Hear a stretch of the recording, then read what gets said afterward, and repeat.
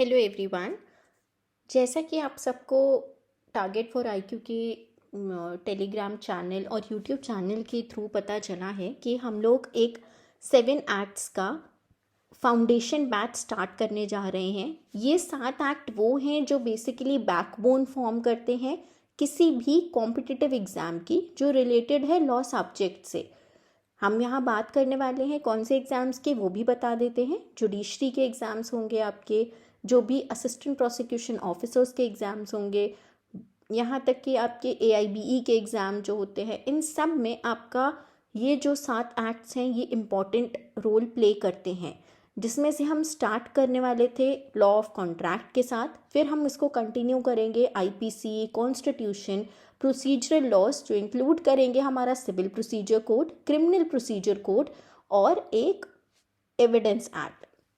इसके साथ ही हम जब ये एक्ट्स डिस्कस करेंगे तो जो नए लॉज आए हैं उनके जो पैरेलल सेक्शंस हैं हम उनको भी डिस्कस करेंगे।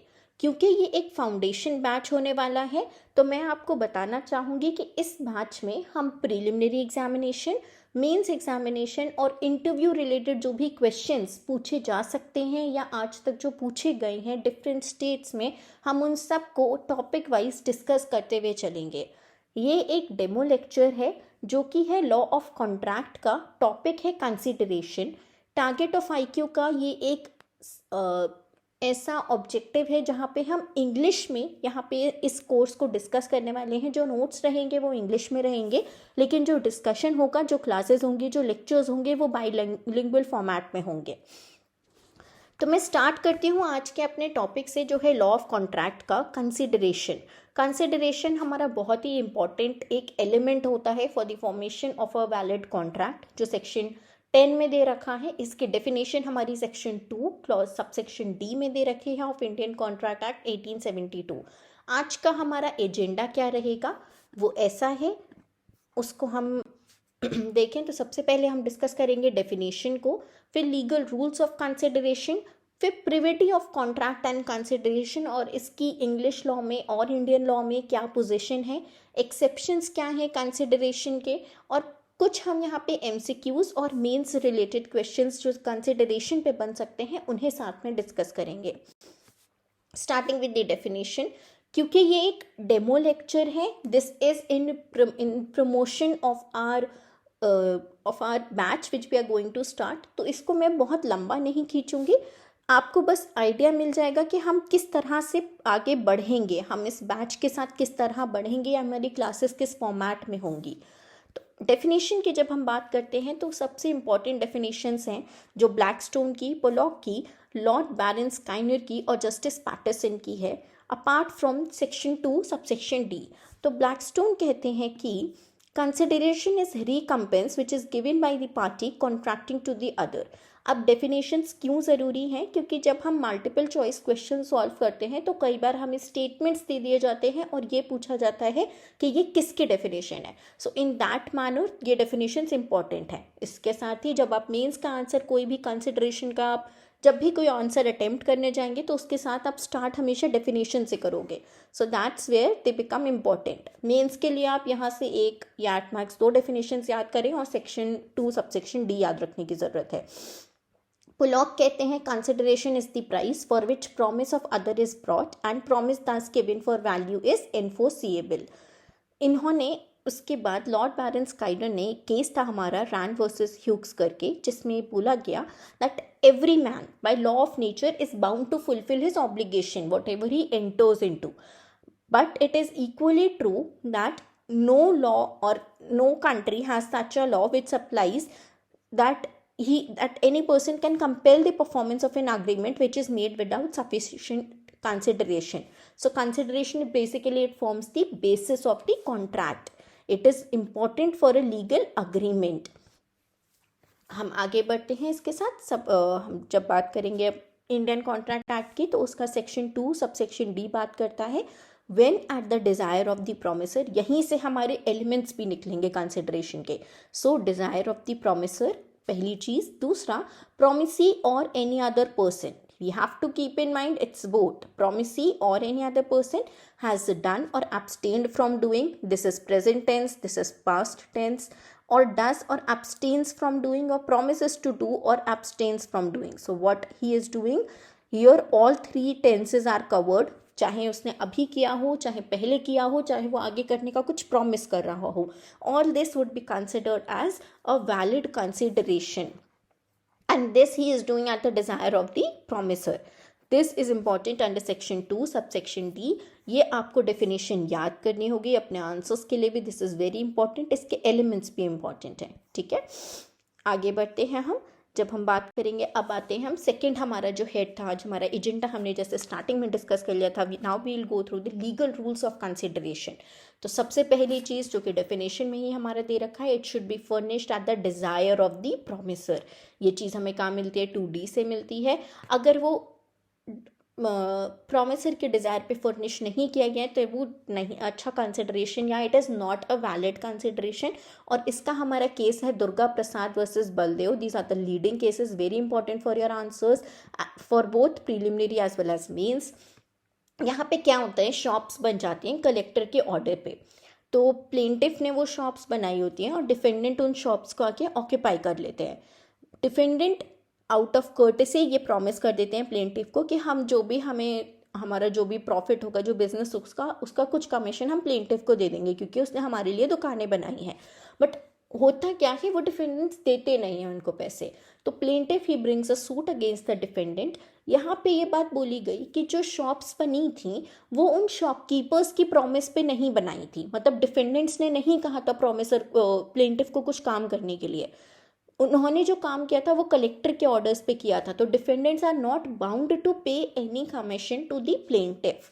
ठीक है, ये बात थी हमारी दुर्गा प्रसाद वर्सेस बलदेव की. Another case was Kedarnath Bhattacharya versus Gori Mohammad. इसमें एक टाउन हॉल कंस्ट्रक्ट हुआ हावड़ा में जो पब्लिक सब्सक्रिप्शन से होना था, यानी कि पब्लिक उसके लिए अमाउंट दे रही थी और फिर उसका कंस्ट्रक्शन शुरू होना था. So whoever signed for the construction of the town hall would now be liable for the payment of the amount which would be involved in the consideration. यहाँ पर केस यही हुआ था और डिफेंडेंट ने was one of the subscriber to that fund जो use होना था हमारे कंस्ट्रक्शन के पर्पसेस के लिए. डिफेंडेंट ने अपना अमाउंट पे नहीं किया, उनके अगेंस्ट सूट लाया गया. और इसी बात पे, इसी पॉइंट को बोलते हुए that act was done at the request of the promisor is a good consideration. और यहाँ पे उन्होंने प्रोमिसर का एक्ट क्या था, यहाँ पे उन्होंने क्या किया था, यहाँ पे उन्होंने ये प्रॉमिस किया था कि हाँ हम कंस्ट्रक्शन में अपना कुछ कंट्रीब्यूट करेंगे, कुछ अमाउंट कंट्रीब्यूट करेंगे. तो यहाँ पे डिफेंडेंट को लायबल किया गया. ठीक है. Then the second legal rule for consideration is that it may be moved by promisee or any other person. ये रूल बहुत इंपॉर्टेंट है क्योंकि यहाँ पे ही हमारा एंटर करता है कॉन्सेप्ट प्रिविटी का. प्रिविटी जो है वो हम दो पार्ट्स में डिस्कस करने वाले हैं, privity of contract and privity of consideration. पहले हम बात करेंगे इंग्लिश लॉ का क्या पोजीशन थी. ठीक है. As long as there is a consideration for promise, it is immaterial who has furnished it. It may be moved by the promisee or by promisor, or if promise or by any other person, अगर promisor को कोई objection नहीं है तो. English law का पहला case था Dutton versus pool. इस केस में क्या हुआ था, फादर को अपनी डॉटर की मैरिज करानी थी और उसके लिए वो कुछ वुड था जिसको वो बेचने जा रहे थे. उनके बेटे ने रोक दिया कि आप इसको अभी मत बेचिए, मैं इसके बदले कुछ पैसे दे दूंगा. फादर ने वुड को नहीं बेचा और बाद में डिफेंडेंट ने पैसे भी नहीं दिए फॉर दी मैरिज. तो सूट जो है वो डिफेंडेंट के अगेंस्ट लाया गया और डिफेंडेंट को लायबल किया गया.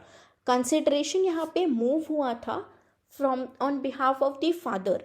ठीक है, but it was for the benefit of his daughter. यहाँ पे बोला गया कि कंसिडरेशन में be proved moved by promisee और बाय एनी अदर पर्सन. तो यहाँ पे रिकग्नाइज नहीं कर रहे हैं प्रिविटी का कॉन्सेप्ट. प्रिविटी का कॉन्सेप्ट क्या होता है उसको मैं यहाँ इस केस के साथ एक्सप्लेन कर देती हूँ, जो है ट्वेडल वर्सेस एटकिंसन. यहाँ पे क्या हुआ है, यहाँ पे प्रिविटी ऑफ कंसिडरेशन का जो रूल है उसको ले डाउन किया गया है.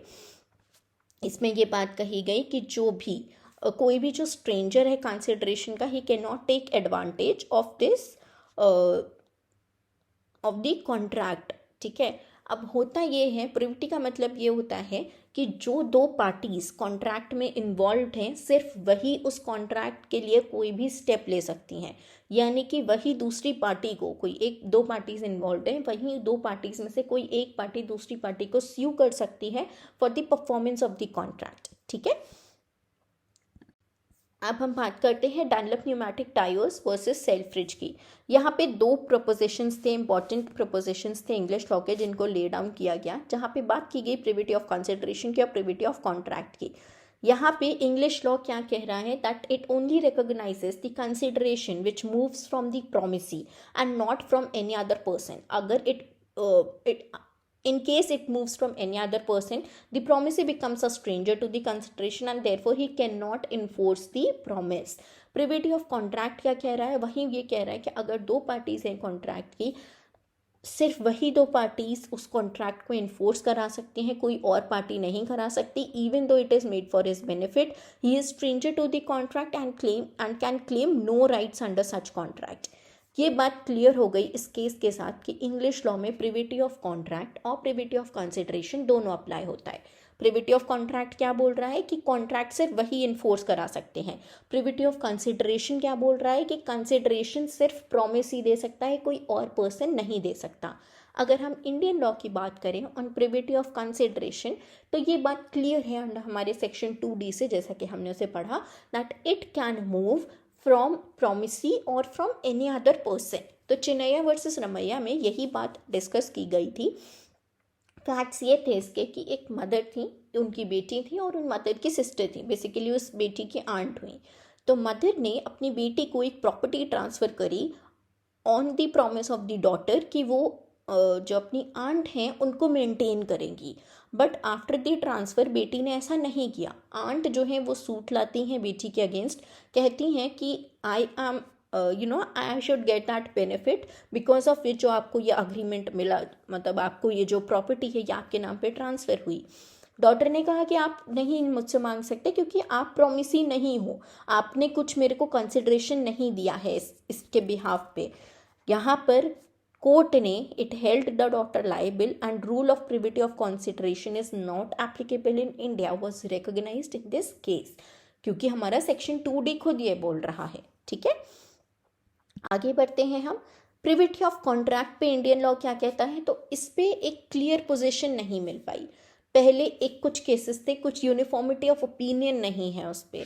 इंडियन कॉन्ट्रैक्ट एक्ट रिकॉग्नाइज भी नहीं करता है और डी रिकॉग्नाइज भी नहीं करता है। वो कहता है it does not prevent recognition of a right in the third party to enforce a contract made by others which contains a provision for his benefit। अब यहाँ पे केस है आपका जमुना दास वर्सेस पंडित राम अवतार पांडे, जहाँ पे कोर्ट ने फॉलो किया rule of privity of contract. जैसा कि मैंने कहा कोई यूनिफॉर्मिटी नहीं है, यहाँ पे इन्होंने फॉलो किया। वहीं नवाब ख्वाजा मोहम्मद खान वर्सेस नवाब हुसैनी बेगम में कोर्ट ने बोला कि कुछ ऐसे अग्रीमेंट्स होते हैं जैसे मैरिज कॉन्ट्रैक्ट हुए, उन केसेस में हमारी कम्युनिटीज़ में ऐसा होता है कि मैरिजेस जो हैं वो माइनर्स की भी करा दी जाती हैं बाय पेरेंट्स और देयर गार्जियंस। यहाँ पे स्पेसिफिकली बात कर रहे थे मोहम्मडन्स की। तो यहाँ पर अगर हम उनके जो भी कॉन्ट्रैक्ट्स हैं उनको रिस्पेक्ट नहीं करेंगे तो इट माइट रिजल्ट और it might cause serious injustice. अगर हम प्रिविटी ऑफ कॉन्ट्रैक्ट का जो रूल है उसको यहाँ भी फॉलो करते हैं। बेसिकली कहने का मतलब ये है कि जिसके बेनिफिट के लिए वो कॉन्ट्रैक्ट बना है उसके पास भी ये राइट होगा कि वो उसको इन्फोर्स करा सकता है। एक्सेप्शंस कुछ रिकॉग्नाइज किए गए हैं प्रिविटी रूल के, कि अब आप प्रिविटी रूल समझ लीजिए। ये प्रिविटी रूल जो है ये एप्लीकेबल है, कंप्लीटली एप्लीकेबल है इंग्लिश में, मतलब वो कॉन्ट्रैक्ट के केस में भी होगा, प्रिविटी ऑफ कंसिडरेशन भी होगा। लेकिन इंडियन लॉ में जो प्रिविटी रूल है वो आपका होगा, वो एप्लीकेबल होगा इन सम केसेस ऑफ कॉन्ट्रैक्ट। कहीं होगा कहीं नहीं होगा, क्योंकि यूनिफॉर्म ओपिनियन नहीं है उसका, कंसिडरेशन में बिल्कुल नहीं है। एक्सेप्शंस क्या है, rule of privity it does not prevent the person from enforcing a contract which is made for his benefit. ठीक है, तो 4 एक्सेप्शंस रिकॉग्नाइज किए गए, बेनिफिशियरीज अंडर अ चार्ज, दूसरा मैरिज सेटलमेंट, तीसरा एक्नॉलेजमेंट और एस्टॉपल, और चौथा कोवेनेंस रनिंग विद द लैंड। इनको मैं डिटेल में डिस्कस करूंगी जब भी हम इस टॉपिक का डिस्कशन करेंगे इन आर लेक्चर्स। ये सिर्फ एक डेमो लेक्चर है, so I will continue with to the next slide. तीसरा हमारा रूल है कि कंसिडरेशन जो है वो पास्ट हो सकता है, प्रेजेंट हो सकता है या फ्यूचर हो सकता है। पास्ट कंसिडरेशन को 2 तरह से रिकॉग्नाइज किया गया। पहले वो एक्ट्स, पास्ट कंसिडरेशन में वो एक्ट्स जो कि बिना किसी रिक्वेस्ट के किए गए, बिना किसी प्रॉमिस के किए गए, मतलब कंप्लीटली वॉलेंटरी एक्ट थे, बट बाद में प्रॉमिसर ने प्रॉमिस कर दिया कि हाँ हम पे कर देंगे, ठीक। एक ये जो एक्ट्स हैं इनको इंग्लिश लॉ रिकॉग्नाइज नहीं करता है, बट हमारा इंडियन लॉ रिकॉग्नाइज करता है। वहीं दूसरा हमारा केस आता है, दूसरे ऐसे एक्ट्स होते हैं जो एक्चुअली किसी की रिक्वेस्ट पे किए गए हैं, तो ऐसे एक्ट्स को दोनों इंग्लिश लॉ और इंडियन लॉ दोनों रिकॉग्नाइज करते हैं। फिर बात करें हम फ्यूचर कंसिडरेशन की, तो बेसिकली ये वो कंसिडरेशन है जो प्रोमिसेस अभी फुलफिल होने हैं, जिनको हम आगे फुलफिल करने वाले हैं, ठीक है। चौथा हमारा लीगल रूल है, consideration must be of some value in the eyes of the law. तो यानी कि ये लाइन बहुत इंपॉर्टेंट है, ये आपकी एक्सप्लेनेशन में दे रखी है सेक्शन 25 के, कि ज़रूरी नहीं है consideration it should be of adequate amount, but it must have some value in the eyes of law. It must be real, illusory नहीं होना चाहिए. It means some act, abstinence or promise on part of the promisee or any other person which has been done at the desire of the promiser. इस rule को हमारे justice honourable justice Subba Rao में in the case of Chidambaram Iyer versus PS Renga Iyer 1966 का honourable supreme court का ये judgement है, जहाँ पे बोला गया consideration shall be something which not only parties regard as important, but it must also have, the law can also regard as having some value. पांचवा हमारा लीगल रूल है जो बात करता है consideration need not be adequate to the promise. ज़रूरी नहीं है, हो सकता है कोई एक प्रॉपर्टी है जो 10,000 की है, मैं उसको 1,000 रुपये में बेचने को तैयार हो जाऊँ, but important here is that it must have some legal value, it must be free, it must not be under some undue influence, coercion, misrepresentation or some mistake. It must be legal, it must be real. Forbearance to sue is a good consideration. That is our sixth legal principle or legal rule in relation to the consideration. There are certain exceptions to consideration. So our general rule which we need to keep in mind, a very important section number as well as the rule, is that consideration and agreement which is made without consideration is void. So it is one of the void agreements which does not comprises of consideration. Exceptions है हमारे natural love and affection, ये बात करता है हमारा section 25 ही हमारे exceptions भी देता है। तो उसका जो सबसेक्शन 1 है जो बात कर रहा है कि कोई भी agreement which is made out of natural love and affection which is in writing and is in registered form, that would be considered as a valid agreement even though there is no consideration. But these two things are very important, that this agreement must be out of natural love and affection, plus it must be in writing and it must be registered. So both these elements are important. Second is past voluntary service, जो कि हम पहले ही discuss कर चुके हैं कि past consideration India में valid माना जाता है. अगर वो किसी की रिक्वेस्ट पे हो रहा है then it forms a good consideration. ठीक है, that request forms a good consideration. Third is time barred debt. The promise to pay a time barred debt is enforceable. So here no consideration is involved, but such promise is enforceable. It is a good consideration. It must be in writing and signed by the promisor or by his authorized agent. ठीक है. There are certain other contracts which are also which does not comprise of any consideration, but still they are valid. One of them is contract of indemnity, other is contract of guarantee. This we'll discuss whenever we'll deal with these contracts of indemnity and guarantee in our lectures. Another is gift. As we all know, gift is something which is given without consideration, and one of the forms of such contract is bailment, wherein no consideration, gratuitous bailments also exist. So there also the no consideration is present. यहाँ पे आपका पूरा ये topic complete होता है और हम बात करेंगे मल्टीपल चॉइस क्वेश्चंस की. सो हर लेक्चर में हमारे एंड में आपको मल्टीपल चॉइस क्वेश्चंस मिलेंगे और साथ में मेंस के क्वेश्चंस भी. यहाँ पे मैंने कुछ मल्टीपल चॉइस क्वेश्चंस इन्वॉल्व किए थे और मेंस के 2 इंपॉर्टेंट क्वेश्चंस जो इस टॉपिक से रिलेटेड बन सकते हैं वो ये हैं कि हमें कंसिडरेशन डिफाइन करने को बोला जा सकता है और क्या वो अग्रीमेंट जो कंसिडरेशन के बिना होंगे वो वॉइड होंगे कि वैलिड, हमें उस पर आंसर लिखना होगा. और दूसरा, what are the legal rules for consideration, क्या डिफरेंस है प्रिविटी ऑफ कॉन्ट्रैक्ट और कंसिडरेशन में इंडियन लॉ और इंग्लिश लॉ के पर्सपेक्टिव से. ये सारी चीज़ें मेंस के जो आंसर्स होंगे ये हम हमारे लेक्चर्स में डिस्कस करेंगे. सो हम इस तरह से अपने लेक्चर्स के साथ आगे बढ़ेंगे. आई होप आपको ये हमारा इनिशिएटिव अच्छा लगे और आप जल्द से जल्द हमारे इस कोर्स को, हमारा जो फाउंडेशन कोर्स है उसको ज्वाइन करें। Thank you.